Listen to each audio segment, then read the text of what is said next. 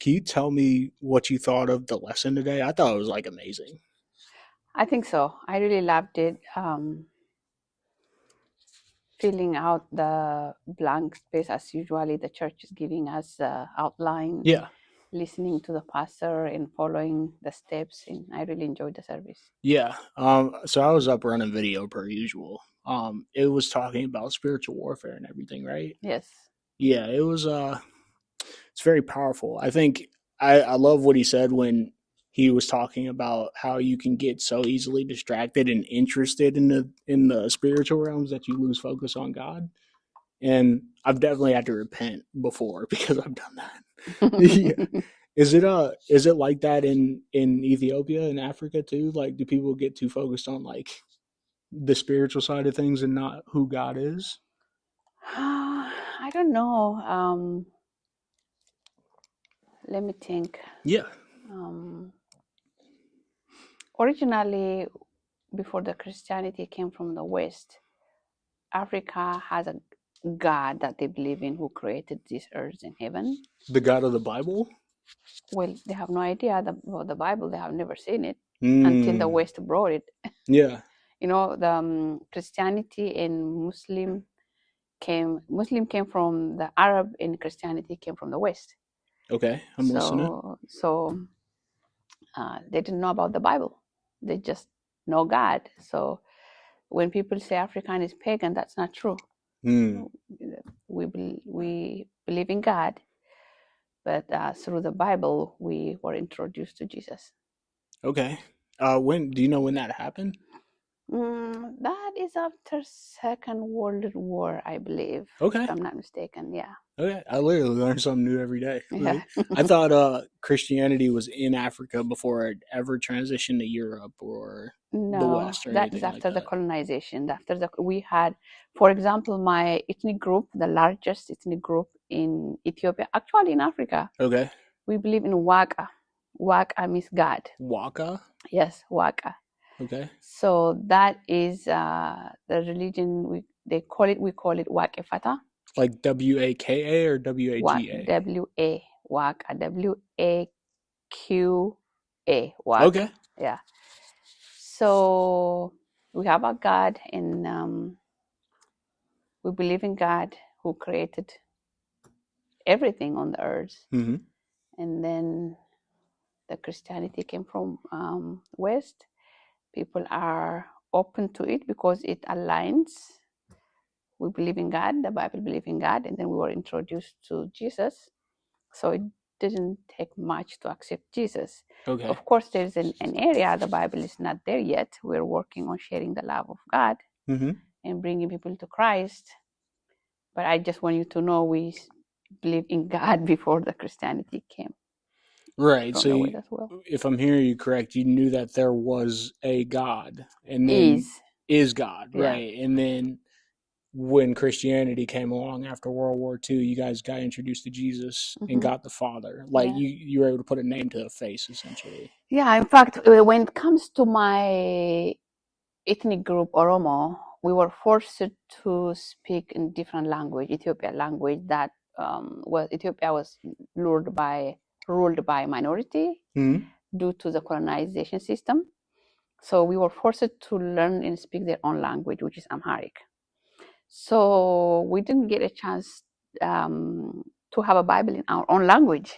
So we had to learn Amharic, and yeah, uh, in school, our language was banned for many, many years. Okay. It's because of a person who was sold 8 times as a slave. He came back to Ethiopia through Eritrea and interpreted Bible into Afar Oromo, my native language. His name is Onesimus Nasib. Him and Aster Kano, the friend who really supported him, they interpreted Afar Oromo for the first time Mm-hmm. and wrote a Bible. Whoa. That is a big achievement. This person was sold 8 times as a slave. So, when people talk about like modern day slavery, and they talk about, people being sold and all that good stuff. Like I really don't feel like people like me and people listening and watching truthfully understand that, because you came from like an oppressive government and society, right? Mhm. Can you kind of explain what that's like? Because we got a lot of freedom over here. Well, the oppressive system is very deep. It's hard to speak it in a short period of time. Right. As an Oromo, in before the colonization, Oromo, my ethnic group, had its own governing system that is called Gada democratic system. So Oromo had that democratic system. Yes, before the Okay. colonization. Okay. That is recently different countries are promoting and liking it because it's very democratic. The leaders will be elected by the people, Mm-hmm. and the elected person can only stay in power for 8 years. That's still a long time. Well, 8 years is a really good because they have been mentored to come to the power, and they had Yeah. to stay in the power for 8 years. 8 consecutive years. Yes, Okay. 8 years, and that person has to show and prove can lead the ethnic group, which is Oromo. Right. And now it's called Oromia. Our country is Oromia. After 8 years, that person will become voluntarily advisor. Okay. That is very democratic, and equality is served. Gada system is misunderstood a little bit, saying it's only man dominant, but woman has their own right as well. It is called Sike. It's parallel, equally handled. Sike, the woman, has her own leadership style and being treated equally. That's good. And involved in decision making. Yeah. But after Second World War, that Gada system was broken due to the colonizers who came from Europe, from the West. And it's the majority, the biggest reason is colonizers. With that all being said, there is some issues that weaken the system from within as well. Right. So after that system is dismantled, we were sold as a slave many times to different countries. Like you yourself, or no, my people. Okay. The Oromo was Oromo sold. people. Yeah. Okay. Lot of sold to Arab countries, lot of sold to Europe, Mm-hmm. in America, South Africa. Even there's a lot of stories that I read in New York libraries. The stories are there, pictures are coming out. So we were sold as a slave as any other people in Africa. God, dude. I have so many questions, Mimi. Like, I do want you to introduce yourself to everybody for whoever's watching or listening, because I'm not good at intros. So, can you tell us who you are? Sure. My name is Dureti Tadesse. That's my legal name, and my nickname is Mimi. Mm-hmm. I'm known as Mimi. I got both names at the same time since I was a child, so Mimi is easy for many people. They call me Mimi. Okay. Yeah. And is that does your name like mean something? I know African names have a lot of meaning sometimes. Mimi is just like a little girl that they usually give that name. Okay. But Dureti has a very beautiful name. Okay. Which I'm so grateful and happy about it now. Not happy about it long time ago when I was a child, because they were teasing me because of the colonization. Oromo is not good enough. More my ethnic background came like from slavery system that was treated that way. So our name is not good enough, our language is not good enough, our culture is not good enough. So they were teasing me because I have different name in the city. Right. I even asked my parents to change my name because I didn't want to deal with that, and they empowered me in a way. I love my name. Yeah. I'm grateful for that. So Dureti means rich in many ways. It's not just money, but rich in many ways, I like that. which I love it too. Yeah, I like that a lot. Yeah. So, was it people that looked like you that were teasing you? They're not Oromos. Okay. They're not my from my ethnic group. Right. They're Amharas. In Amhara was in power, so they think they're up here and their language is perfect, their culture is perfect, they're better. So teasing me and teasing others, other Oromos, is just putting us down, which they really increased our creativity. They never killed us. Yeah. They made us stronger. Yeah. So When you talk about the Oromo and where you're from and everything, it sounds like something. And no disrespect, it definitely sounds like something out of a movie. Because I see you and you walk with so much grace and faith. I'm like, you must have been here the whole time, or have been like this the whole time. Uh, and you said you struggled to even respect your own name. yes, That's crazy. that is crazy. And even my father had to have different name, and he had to name his children to Ethiopian name as well. Having our traditional name can obstacle us not to have a job, not to attend schools. Wow. Because Of your name. yeah, Wow. even the Oromos are in Ethiopian constitution. Oromos are banned not to speak their own language, not to go to school passing 6th grade.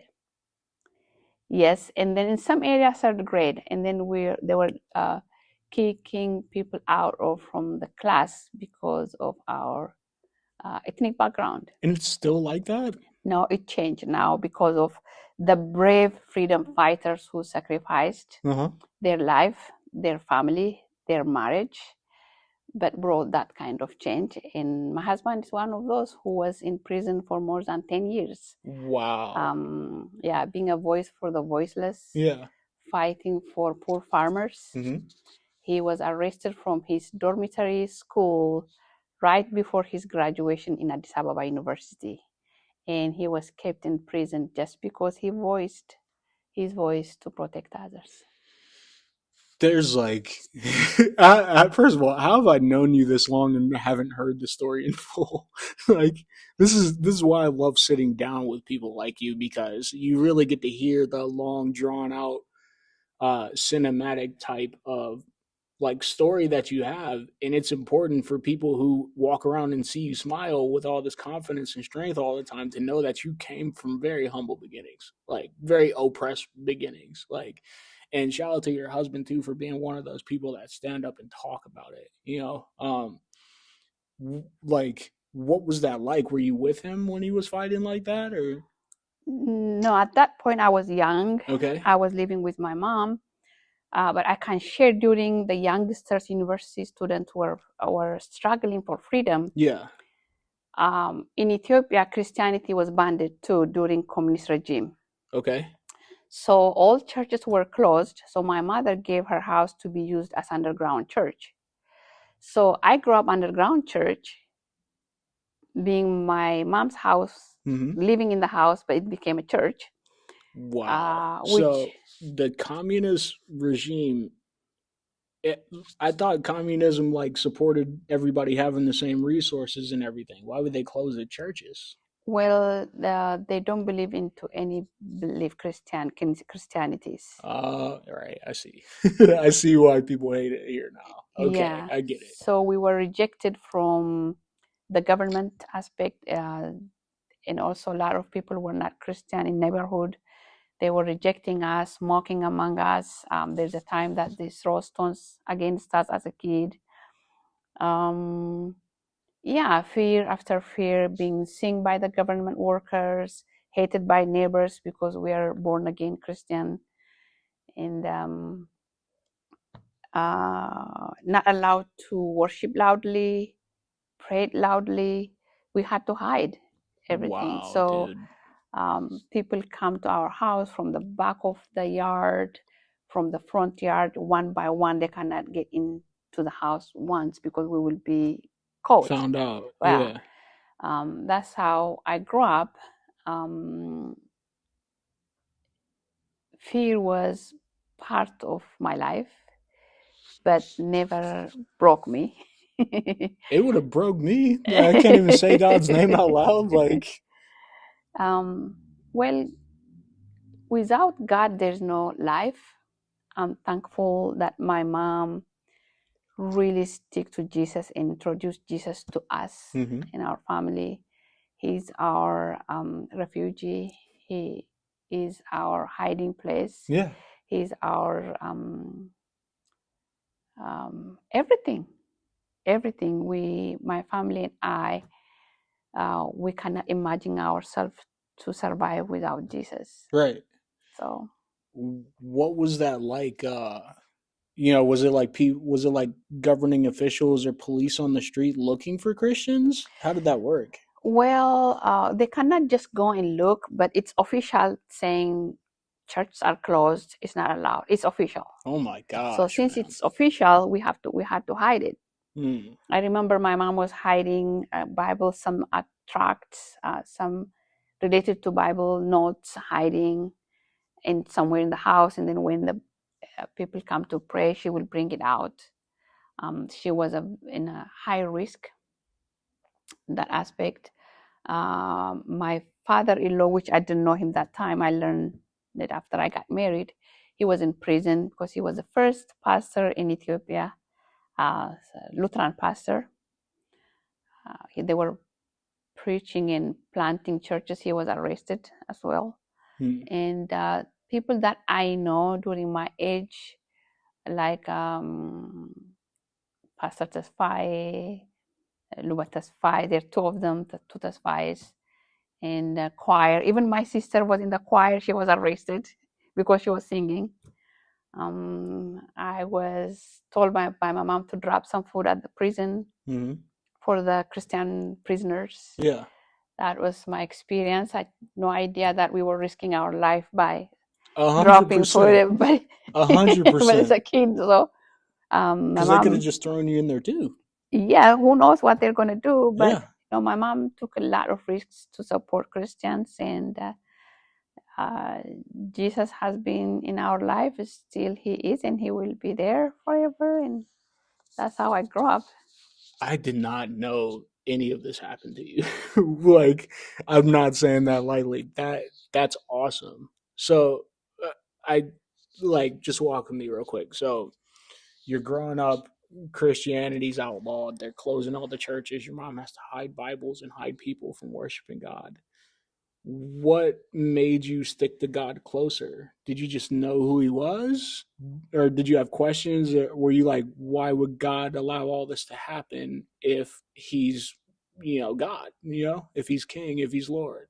Did you have any of those questions growing up? Well, I did not have the ability to think that way, and I Mm, didn't even land it for me.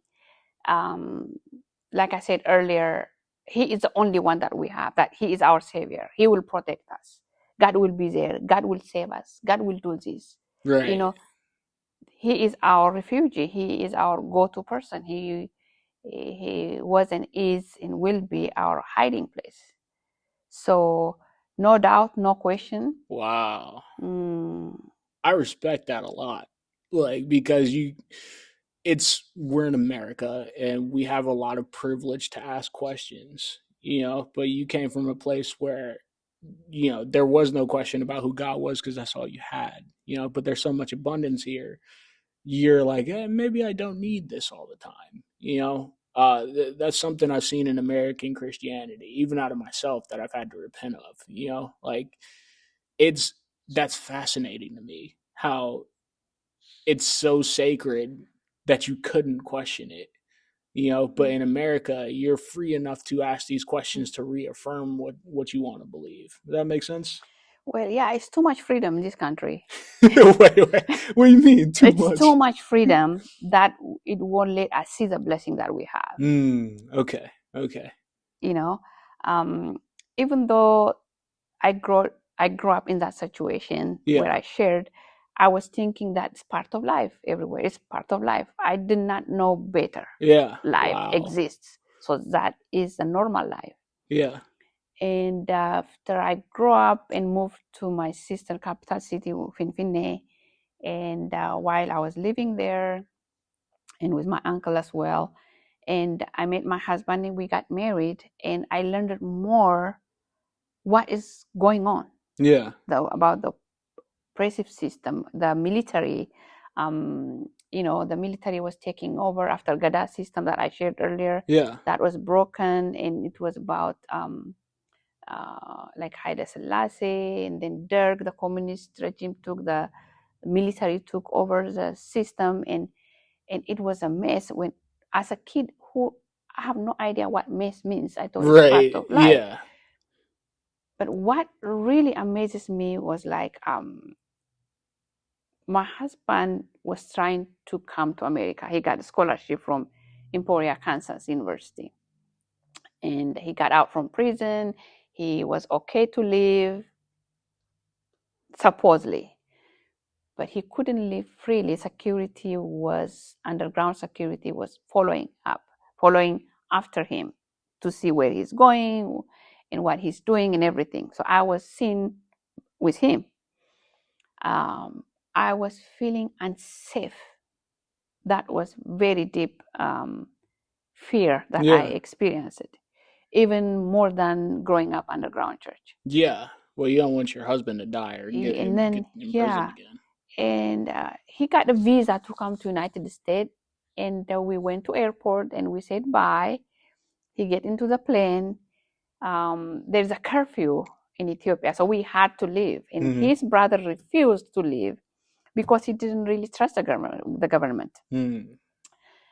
So after we all left, the government took my husband out from the plane and holded him out, took him out from the airport. Yeah. And his brother, who did not trust the government, waiting outside, he saw him run after them and said, "Where are you taking my brother?" This was in America when that in happened? Ethiopia. Oh, okay. He was trying to fly here. But the government really pretended as if we really let him go peacefully. And then they told no one see them when they took him out from the plane. That is the way that they just kill people. I mean, he survived in the prison before, like a lot of his friends were killed. He was lucky to survive. Dude. And then now, when he was trying to get out of the country, they took him out. Their system was saying, okay, your brother is gone, your husband is gone.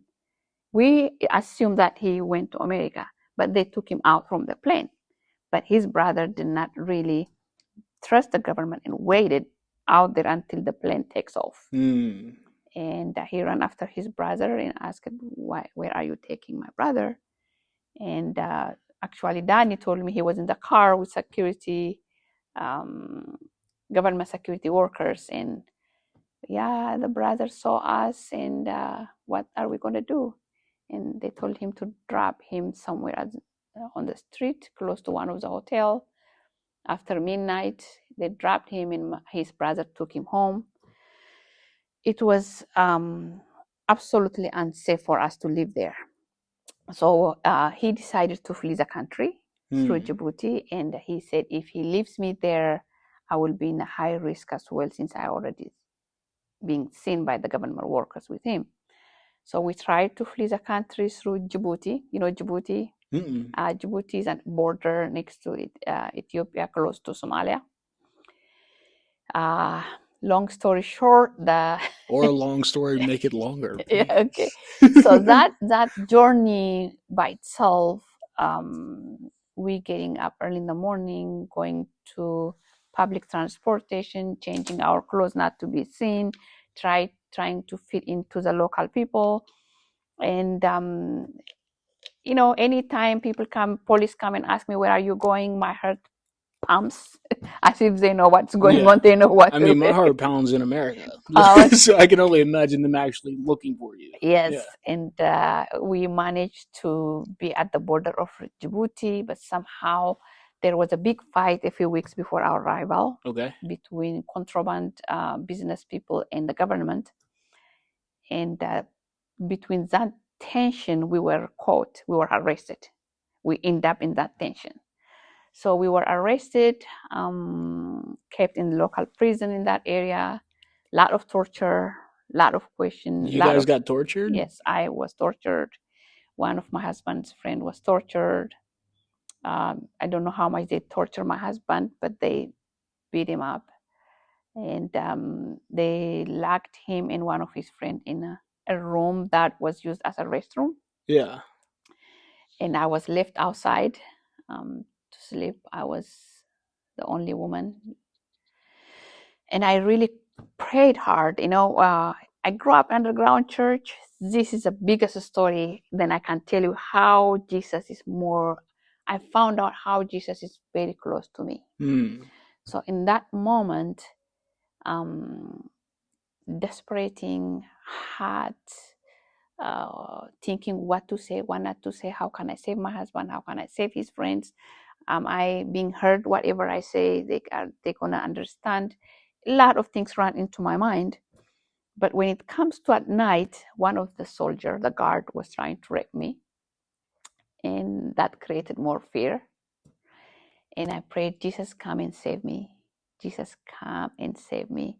I was not commanding Jesus to come and save me, but I was desperate. Yeah, calling out, crying out. Yes, crying out. So about 1 o'clock-ish, I believe, after midnight, there was a moon, bright moon. That moon was helping like people from far away not to see the man when he was trying to rape me. That's how Jesus was helping. And a lot of prisoners came and joined me in the prison from Djibouti when the train came and parked. Hearing the train voice gave me hope, saying, God, I want someone to join me. You don't wish anyone to come and join you in prison. But when you are desperate, that's what you do. That's what I did. Rightfully so. Yeah. So prisoners came and joined me. That's how I was saved from the first attempt of rape. And I experienced unexplainable grief there.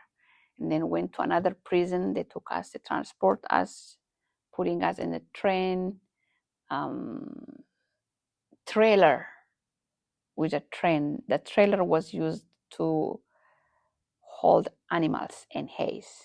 That's where we were kept. And there were animals in there? Animals was not there, but grass was there, not animals. Yeah, probably smelled like poop. So yeah, the poop, the grass didn't bother us.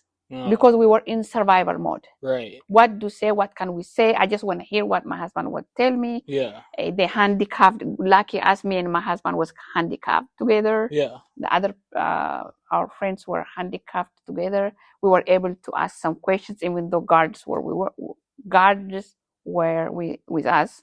We were able to talk and what would happen, what to say, what not to say, how can we protect one another. That was a great opportunity for us that God gave us. We didn't even think about the grass and the animal poop. Not to laugh at that. No. When you are in survival mode, you don't think that those little issues, that's not little, but it's a little at that moment. So we were able to go to another prison, stay there for 2 weeks. That is horrible experience. We were taken to some political prisoners. That's Malawi prison. Before we get to that destination, since it's very long, we were forced to stay in one of the local prison. And then it was heavy rain. Flood filled the room that I was in. I'm sure it was filled with other people but I had to really climb in all night long to save myself. I'm laughing today, but I don't know how I did it. I just don't know. Don't ask me. See, when Jesus said everything is perfect, that's what I'm saying. So we were survived that moment. We were taken to political prisoner Makalawi. Right. That was when my husband was locked up for about 10 years that I mentioned earlier. Mm-hmm. And he joined his friends who was there for many, many years without any trial. And he was kind of happy, just, joined his friends, but everybody panicked. His friends were panicked because others already got killed. They thought I'm going to be challenged with the torture. I might not resist that torture and save my husband. And they thought it's going to just end up hurting them as well if I, when you got torture, you can just talk anything that's not even happened that can hurt others. But I did not even tell whatever I know. We were trying to flee the country. I denied. We had a document that can help us oversee. I denied to save my husband and his friend. And me and Muhammad, I don't know his last name. We both had to stand firm, even though he's Muslim. He's a very strong person. We were a good team to save one another. We were able to share love and lift one another up. Other prisoners were very supportive in any way they can. Thumbs up, smile. Wow. During interrogation, elderly prisoners, they just drag themselves out to support, saying, be strong, you can overcome type. We were a great team. After the very serious torture that I had underground church, that I really wanted to have a Bible. I mean, I grew up with a Bible. I never lost a Bible anywhere I go, but in the prison I did not have a Bible because they took what we had in our bag. So I had to ask one of the prisoners when I get a chance. She was dropping food in the dark room where I was locked up with two mentally unstable women who became mentally unstable because of the torture they went through. Yeah. One was pregnant. She was crying just like I was crying, but she was pregnant. The worst thing, her baby got hurt as well. And I was able to get a New Testament hidden in my meal in that dark room where I felt my Jesus was there in the dark room in prison. I feel like a horrible friend for not knowing this. Mm-hmm. I mean, for those who don't know, like Mimi, like smiles, talks to everybody, hugs everybody, runs an organization, comes to church weekly, is across the country doing things, and I feel horrible for not knowing this about you. So if I heard you correctly, you guys were originally gonna flee by plane, but then the police took you guys, brought you to a prison, tortured you, moved you to another prison, tortured you again. And you guys were originally trying to leave through Djibouti. Yeah, we didn't even think about the plane at this moment. Right. Because my husband was taken out from the plane. Right. Okay. So we were trying to flee the country by walk, miles and miles. Did you know where you were going, or? The hope is once we get into Djibouti, we can ask. When you go to another country, you say like, I ask for asylum, or I ask to stay a refugee in the refugee camp, right, to have a place to go to. So since he has sisters in the United States, the hope is to be in a refugee camp in Djibouti and then come to the United States. I have an uncle in this country as well. He has sisters, so one of them can support us. And when was all this happening? Like what years? This is 1990. Wow. Yeah. I was -7. Yes. Like, I wasn't even thought of. How did you guys keep your head on your shoulders? I would be so lost. Even now, even after all that, I would be so traumatized. Like I wouldn't be able to like really function without thinking of the despair that that caused every day. Traumatized. The trauma is severe. Yeah. Trauma is severe. Trauma is there. We are trying to figure it out, which trauma is which, and to work on it. But trauma created scar, unforgettable scar, that this, even when we try to forget, the scar won't let us forget. So to us, one, Jesus is our anchor, like I said. Yeah. Two, it's about principle.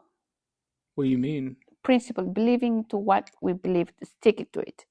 When you have a principle and believe into something, people can hurt your body, but they cannot hurt your soul. Amen. Yeah. Okay. And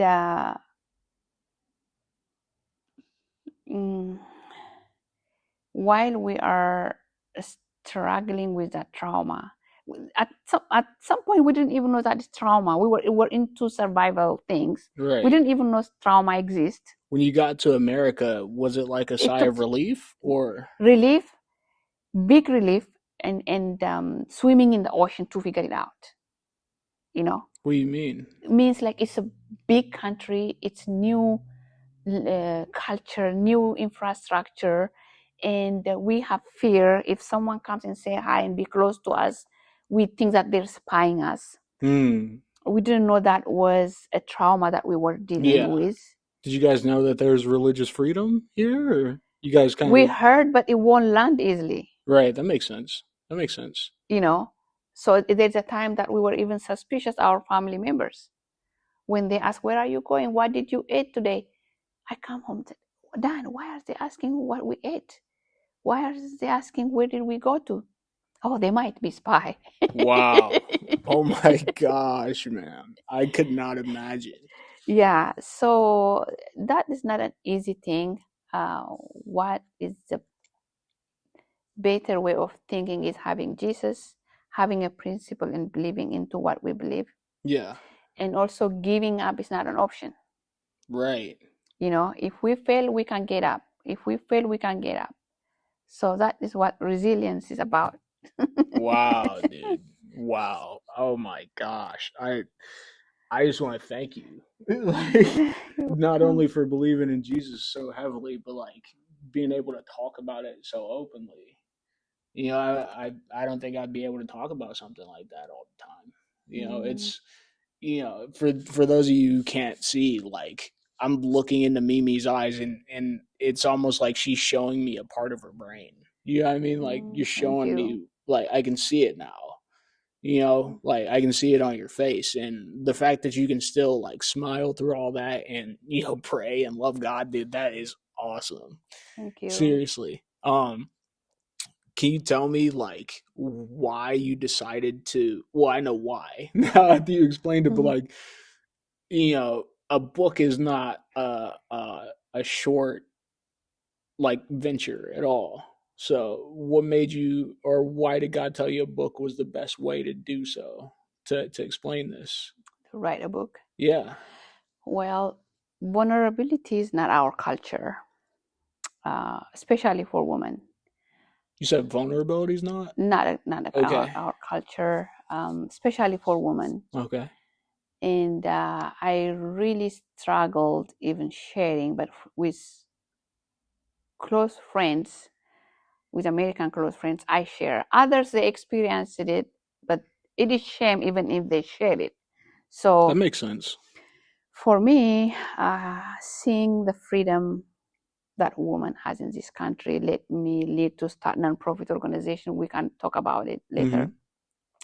And sharing about my book is if it really impacts my friends this way, if it's encouraged, inspired, and empower them, they're right encouraging me to write, to let me write a book. So my intention is to encourage and inspire and empower others in any way I can. Yeah.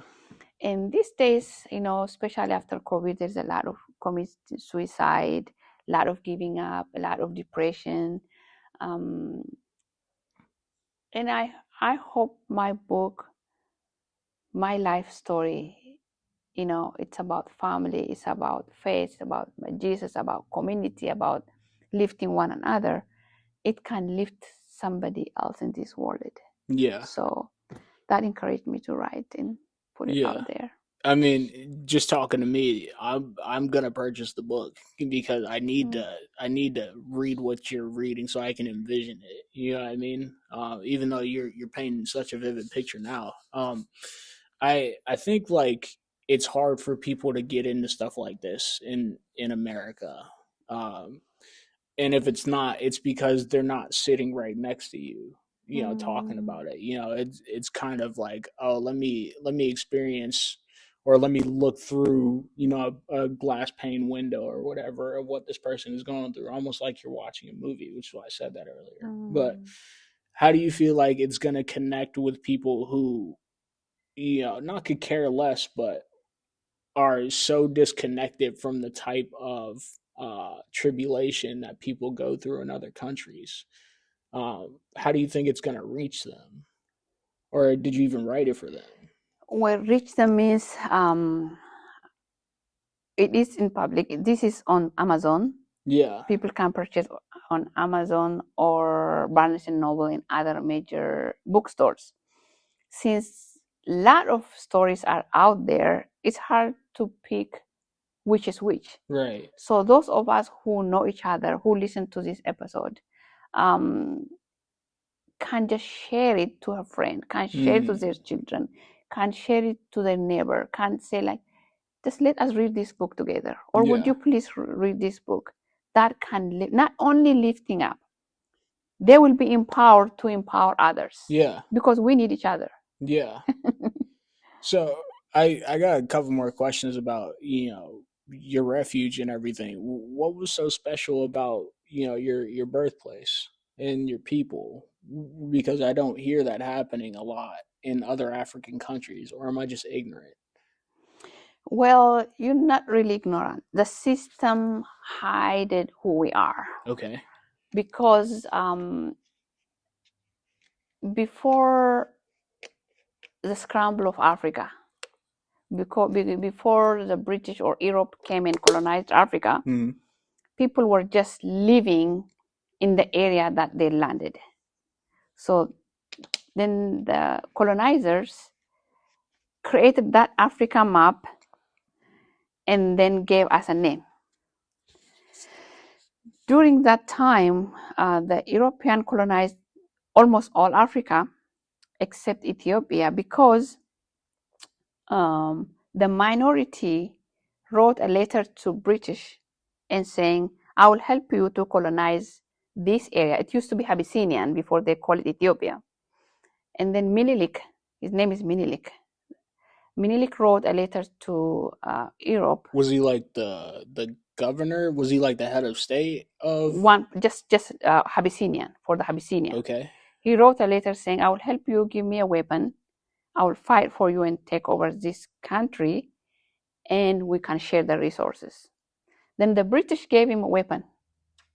When the British gave him a weapon, he came with the weapon and colonized the largest state, which is Oromia. Oromo land. It used to be called Oromo land. After 1990, they call it Oromia, which is we are a country. And then other small nationalities. They colonized, took over, killed millions of people, and cut women's breast and hand in a Bale area.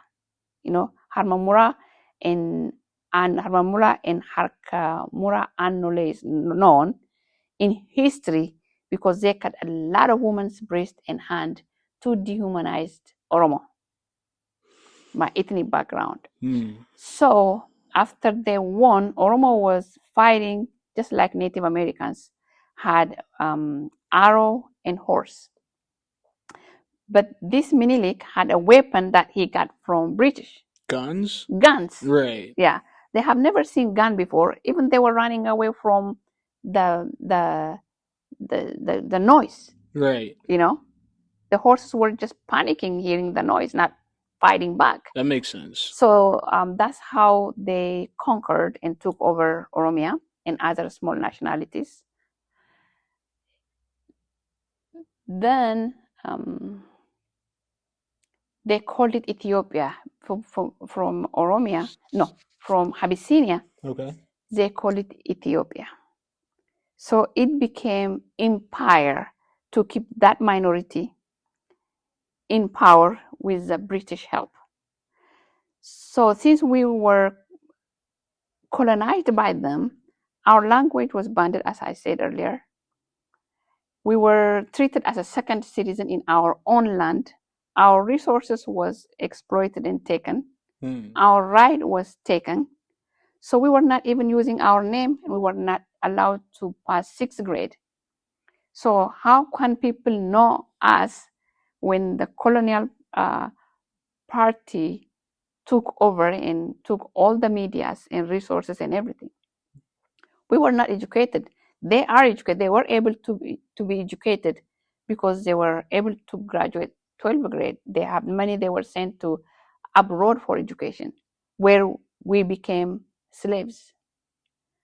So we were not known for many, many years. Now, because of those who struggled and sacrificed for freedom, bringing our name to the world.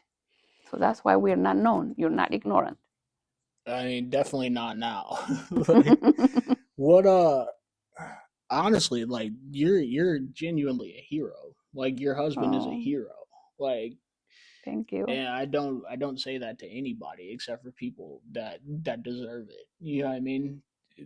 The fact that you're able to, come over and refuse to be selfish. Like, you know what I mean? Like after you got here, you're like, no, I need everybody to be empowered. Like I stayed empowered because of Jesus and because of his provision. Like, yeah, no, this is literally like a hero's tale to me. Thank you. Not to make it like a movie or a fairy tale or folklore or anything like that. Like genuinely, you're walking around and I I've never seen a hateful bone in your body. You know what I mean? I've never heard like a bad word about you whatsoever. You're not bitter.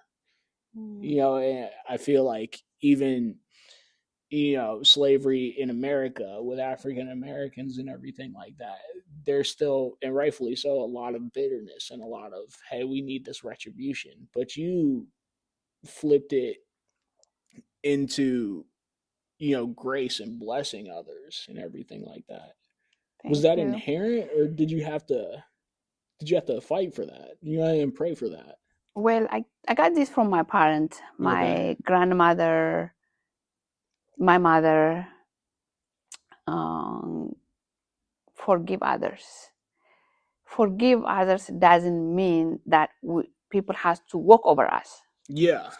Forgive others means do not pay back, do not do revenge.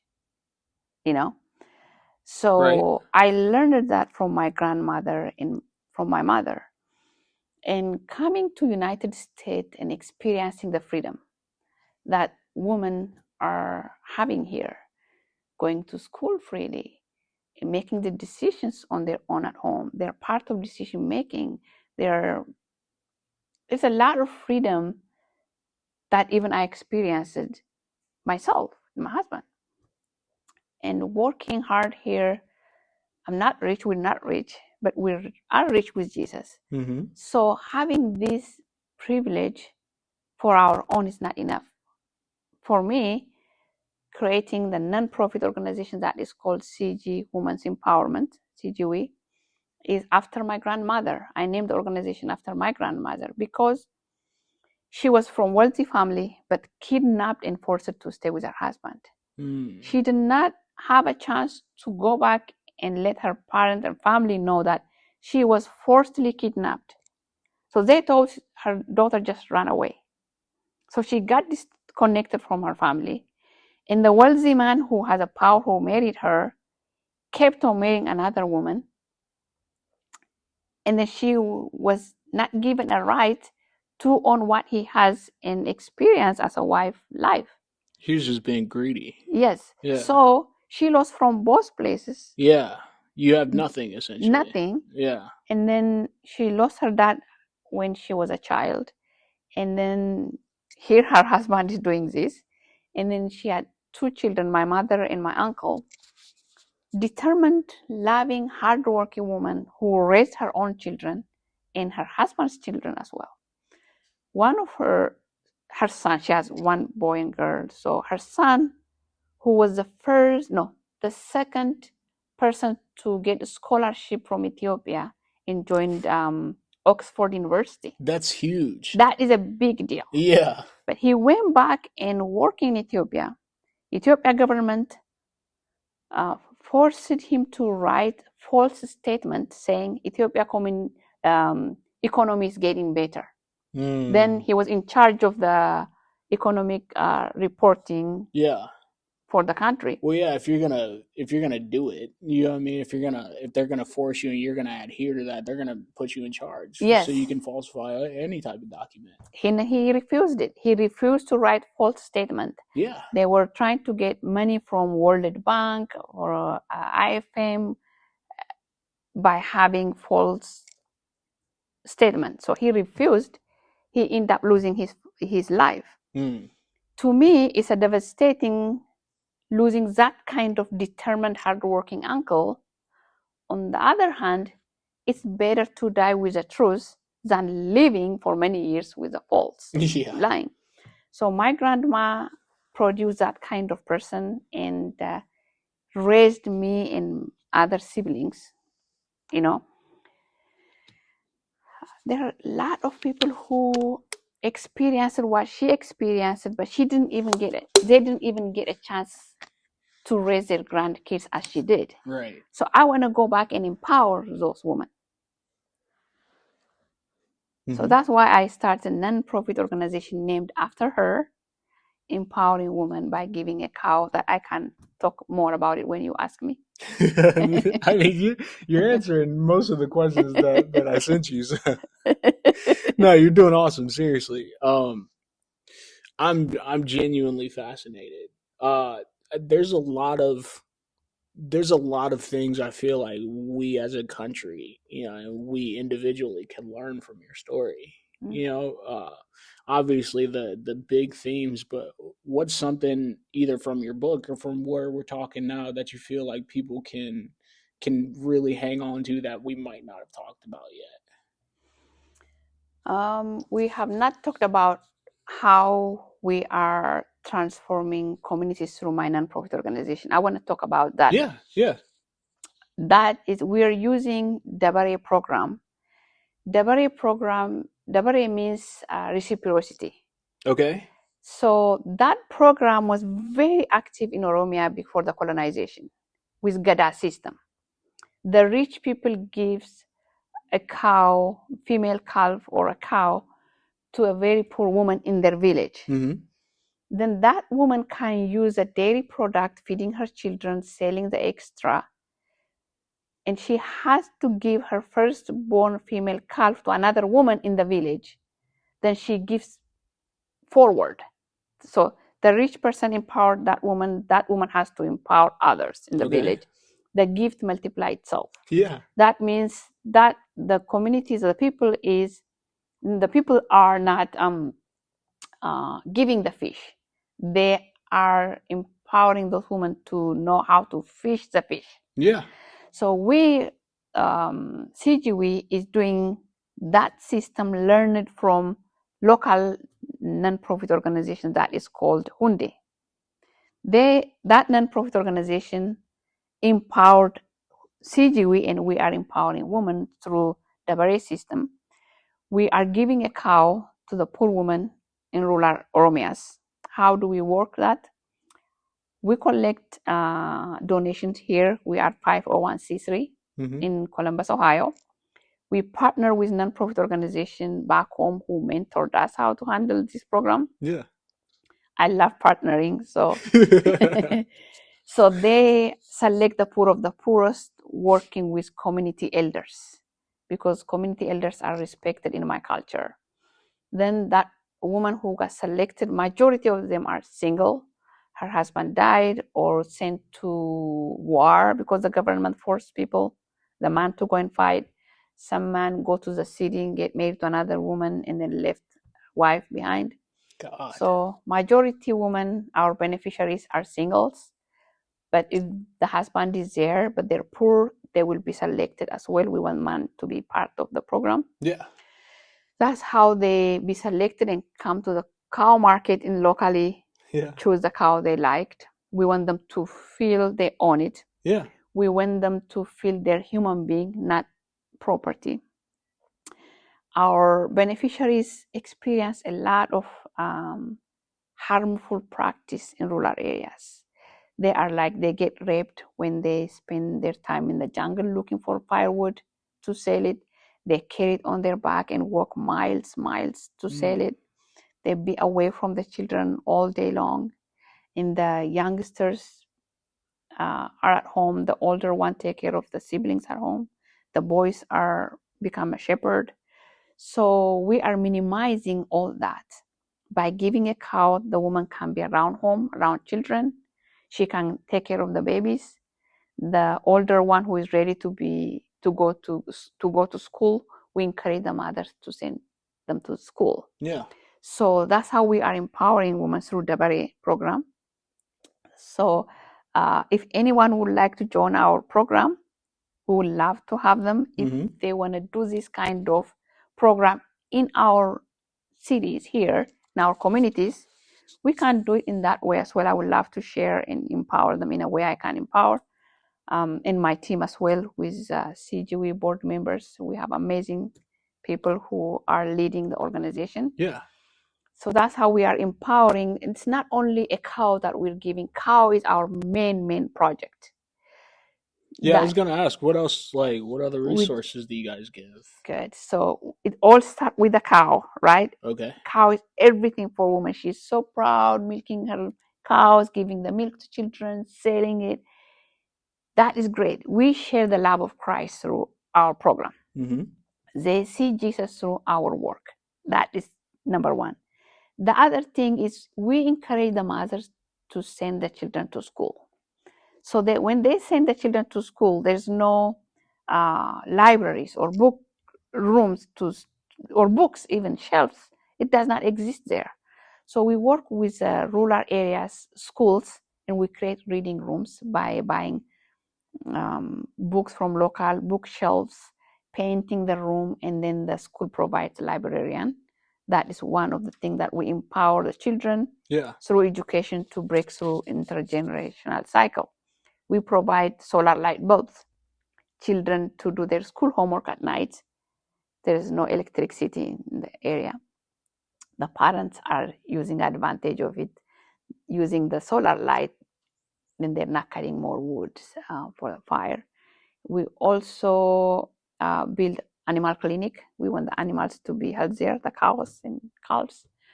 And then we are working on artificial insemination program so that they can take advantage of that and have more cows that can give more milk and more butter. So you guys are pretty much making cows for people.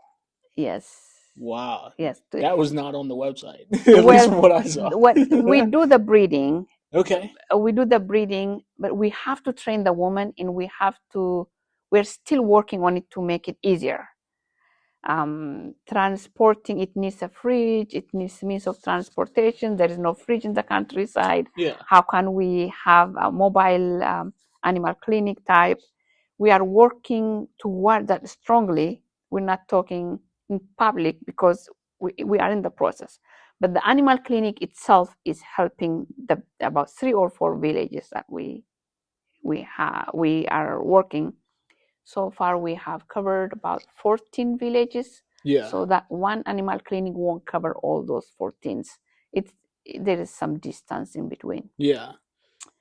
What else we do? We train them how to save money by selling. When they're selling. You're taking this woman empowerment thing to the max. I Yes. love it. Yeah. So we train them how to save money. They have small groups. They have treasurer and president.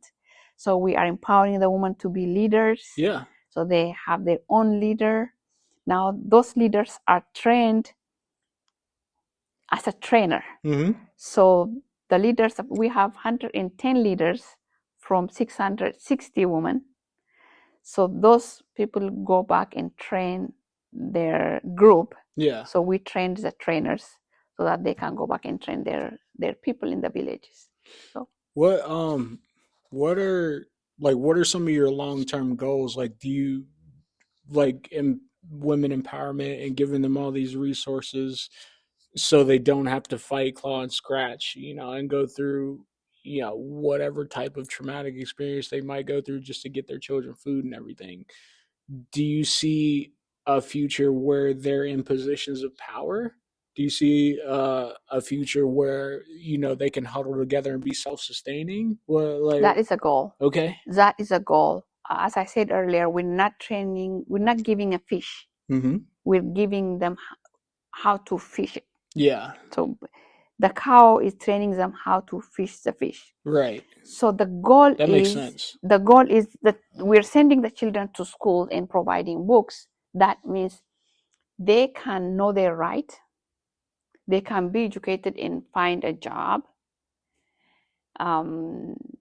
Not the way their mom and dad live. Had jobs. Yeah. They can find a job, and also they know their right and fight back, resist, because those people are who educated, resisted, and brought us this far in Oromia. Yeah, not just with violence too, Not with like violence, legislation. education. Education is power. Mm-hmm. Well, in Africa, it's not in America. You say what you say and then go away with it. You will be in prison. Yeah. That is a privilege. It really is. Yeah. So we have those people who are sacrificing themselves, saying, I want to create freedom for so and so by sacrificing my life. Mm. That's what my uncle did. That's what my husband did. That's what you're doing. Yeah. Yeah. Even I'm risking my life when I go back and do a lot of stuff. Yeah. Leaving a lot behind. So am I living all for myself? No, I want to live for others. Jesus smiles because he's there. He's the one who is sending us to do what he wants us to do. Yeah. When you go back and you're providing all these resources, how do you keep people's trust? Like, how do you explain to them, like, hey, I'm not trying to indoctrinate you with anything other than what's going to empower you? You know what I mean? We don't even talk that way. Okay. Like I said earlier, I love partnership. Yeah. Because we are American. Now I lived here in America for many years. I experienced that freedom. Yeah. It might even slip out from my mouth. Something that I'm not supposed to say there. It is free here. I can say anything, but it's a crime there. So I watch what I say, even when I work on the ground. So partnership is very important because they know the government rule. They know how to communicate with elders. They know how to communicate with the people. They know how to reach out. So they are the one who facilitate our work. When we travel from here, we take low profile, we give workshops, we connect with the beneficiaries, we pray for them, with partnering with local churches that they come and pray for them. It's not something we do that threaten the government position. Yeah. Okay. So we are humanitarian. We do humanitarian work, and we share the love of Christ through our project. So it won't really open anything that threatened the government position that they're fear of. Okay, yeah. So you guys are essentially collaborating and partnering in a way to where you mitigate the risk of them being found out or them being imprisoned or oppressed again. Yeah, I mean, if they talk about the library, well, we brought textbook. Mm-hmm. Okay, if others are in school, why not these people? Right, literally. Yeah. So they have no ground to say, no, this student cannot go to school, so and so can go. It does not make sense. So we are providing books, we are providing cow, solar light, but actually the fact is we are helping the government. The government should really do this. Yeah, literally. Well, I mean, after explaining everything, I can understand why, someone like you was like, no, like I need to help. I mean, the government's not going to do it. The government's not doing it in America. I mean, not all the time. So why would they do it in a lesser world country, for lack of a better term? So You true. know, it's genuinely heroic. Like, truthfully, I can't, because I go in and I record the video for CGWE sometimes, and I see it from here. But after hearing you literally explain, no, this is why this happened. This is why I named it this. This is where I come from. It gives a whole different meaning to it. Are you gonna write another book at some point? Say it again. Are you gonna write another book at some point? I'm thinking about it. I'm encouraged. Is it gonna be more like tactical, like teaching people how to fish, like you're saying, or is it gonna be more of your story? Not only my story, the background.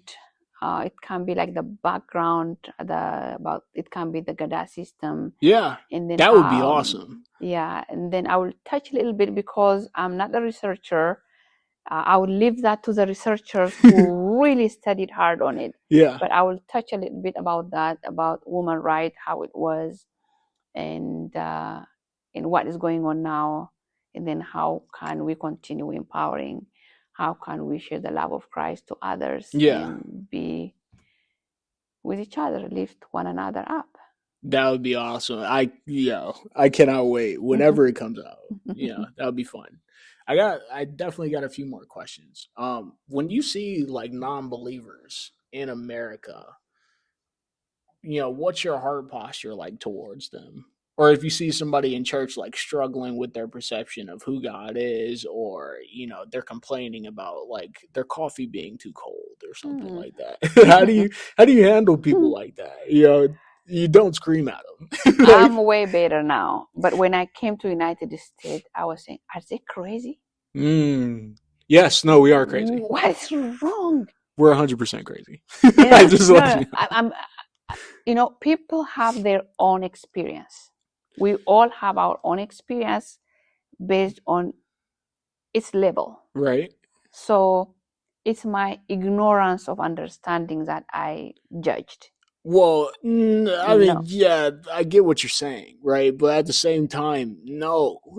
There's some things that it's like, hey, dude, I could literally see you first getting over here. Somebody's complaining about their coffee being cold, and you're like, do you know that like people are being killed out here for the same things that you take for granted, that you would literally step on if you had the chance? Like, that's hard. It is hard. There is a time God really prompted me to share in a way that He wanted me to share. Yeah. When people complain about that coffee, it's not really that coffee. Something is behind that they have in their mind. It's just like they just complain about that coffee. It's not really that coffee. Something is agitating. Something is behind. Something is underneath. So what I say, how is everything? Are you okay? How was your day? Yeah, we can warm it. It's okay. There are some people who don't have this coffee, so let us just be grateful for this. It just shifts. It's not. Well, yeah, you also said it in a nice, pleasant way, and with a good accent. So that might actually help. I think that might actually, if I were to say it, they'd be like, "Who are you, dude? Get out of here!" I think that accent is helping. It definitely helps. No, the way you said it, I was like, "Oh, it's not that bad. Like, it's just coffee." But go ahead. I'm sorry. So that accent is helping a lot because she's a foreigner, really. It gives a chance. Yeah. Of course, we all are foreigners except Native Americans. Yeah. But still, my accent is more stronger. That gives me good room there. It opens a door for me to chat and talk and share. I just don't want to talk about me. It seems like, oh, I'm better. I'm doing it. No, right. It doesn't. Yeah, like virtue signaling. Yeah, it does not look right to me. But I just want to be close to that person, have a relationship. Okay. I have a lot of non-believers, friend. I love them dearly Yeah. because Jesus died for all of us. He didn't say, "You Everybody. don't Yeah, believe yeah. in me." He didn't say that. He loved all of us. Yeah. I love Equally. them the way He loved us. I Yeah. try my best, and through the love, they see Jesus differently, Mm. and they share and ask some things to pray for them openly, even though they don't believe in Jesus. I pray, follow up with that. I'm so blessed to have that opportunity. Yeah. So I try not to judge because Jesus died for all of us. Yeah. I've never been out of the country or anything either, but I did find myself judging Americans and American Christians a lot for having these complaints. And I would be like, do you guys know like people can't say God's name out loud some Mm, places, without hearing your story first. It's just hard to be graceful when and you can understand this too, where literally everything we have in this country is out of God's grace. I mhm, mean, the freedom to speak, the freedom to dress how you want, the freedom to be educated, internet, but what I mean, Wi-Fi connection, computers at the palm of your hand. Like, mm, so when I hear people complaining, with or without a biblical perspective they may have, it's frustrating. Like, because you people are complaining about that coffee, for lack of a better term, and then they won't turn and help their neighbor, who is struggling or who can't eat or who needs a friend. mm, So it was hard for me to sit back and really be graceful for a while. But hearing people like you talking, it's like, hey, dude, I actually have nothing to complain mm, about. mm. You know what I mean? Like, I agree. I sometimes say I'm so glad COVID came. During really? COVID, yeah, because during COVID we needed each other. People It's true. experiences the real isolation. Mm-hmm. You know, individualistic is common in America. Yeah.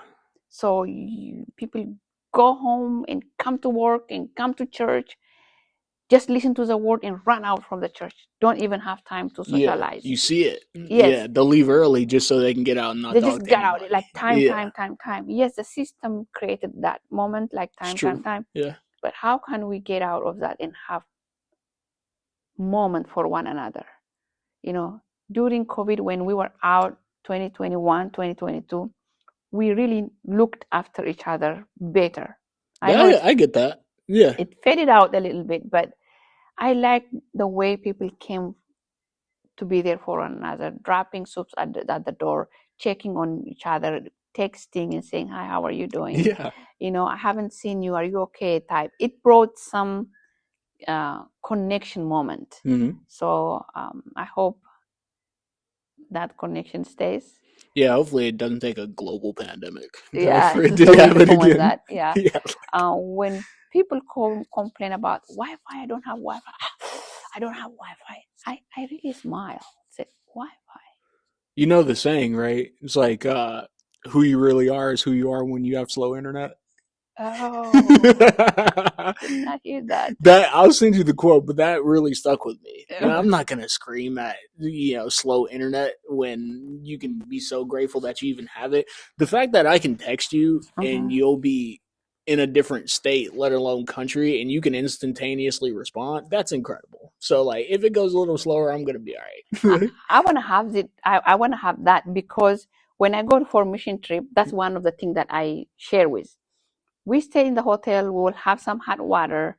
If there is no hot water, just keep on smiling. Yeah. If we run out the electricity, we will have flashlight Mm-hmm. because electric goes and comes. There's no consistency there.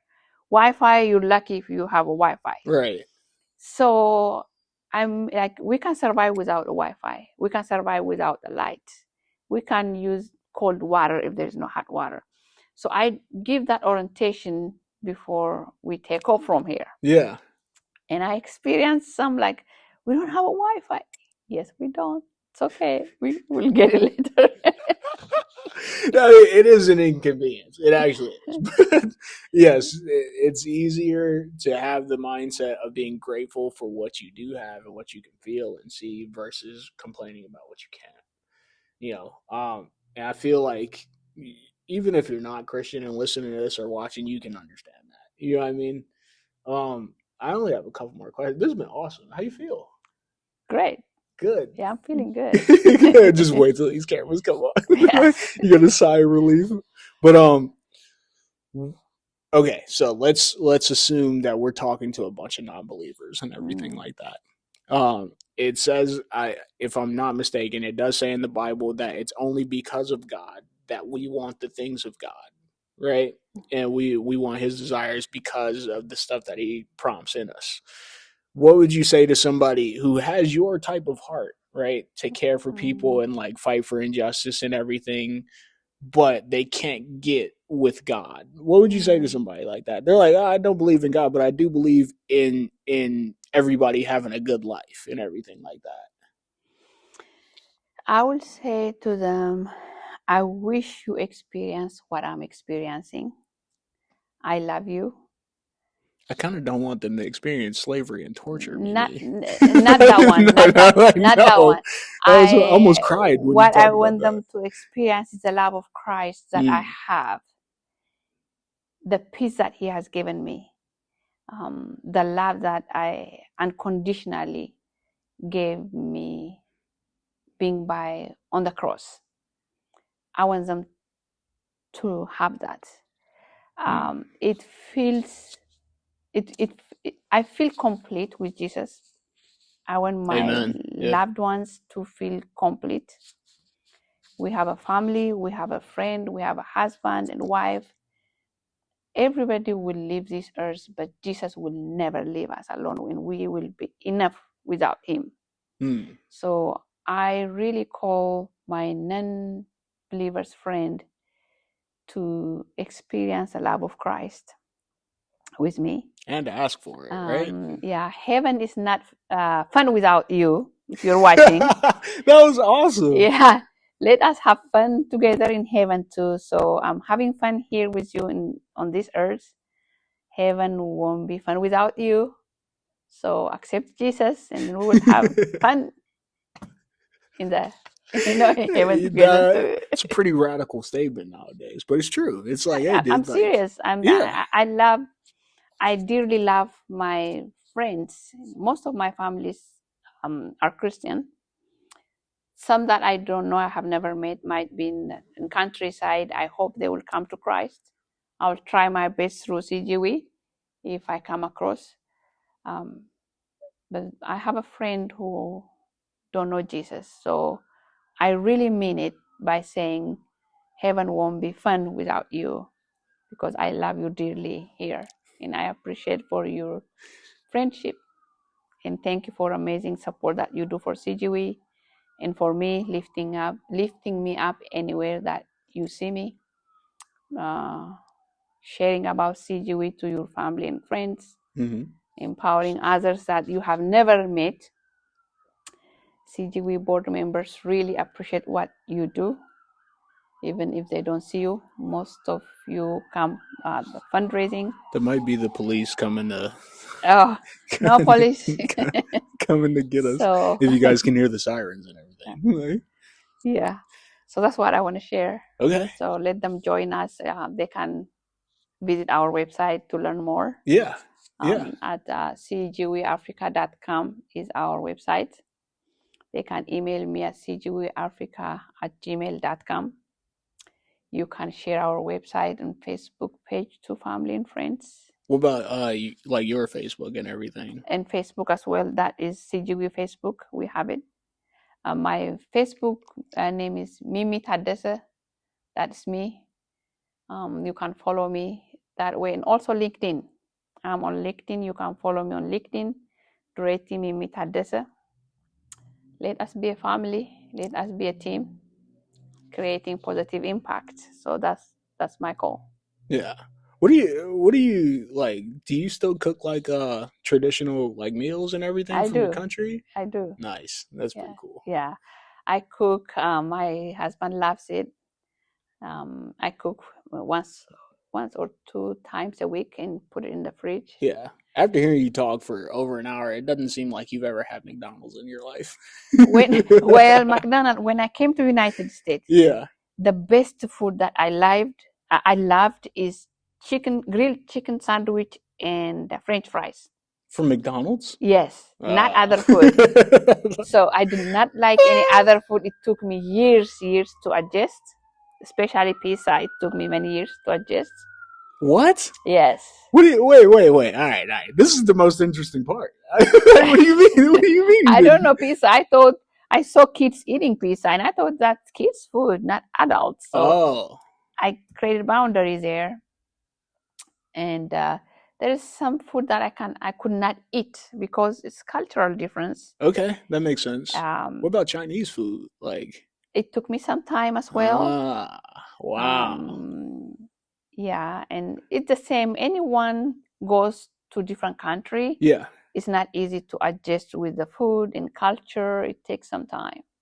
So I'm one of those when I came to United States. That's all right. I mean, but to only like McDonald's for years, that's kind of just chicken sandwich with fries. She's like, none of this stuff that'll actually kill you. But yeah, this is awesome.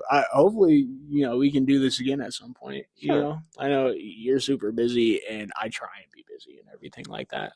This is honestly awesome. Seriously, and this is why I do stuff like this and have people like you come on and talk, because somebody either next week or years from now will hear you talk and be completely inspired. You. And I want to give you your flowers now, and I hope that when you're going out and you're going back to your country and everything like that, I really genuinely hope and pray that people look you in the eye and say thank you. Seriously. Thank you. So I'm going to do that for everybody who has it. Thank you. Seriously. Thank you. I really appreciate you for having me here. Yeah. Youngsters like you who are taking the time and sharing the word of God and making this world a better place. And we are so blessed to have you. And I'm grateful to be here and be interviewed by you. Thank you. I'll cry later, maybe. Love you guys. You guys know where to find me. You guys know where to find me. I'll link all the stuff in the bio and everything. But I'll see you later. Catch you next time. Bye. Yeah. Thank you. All right.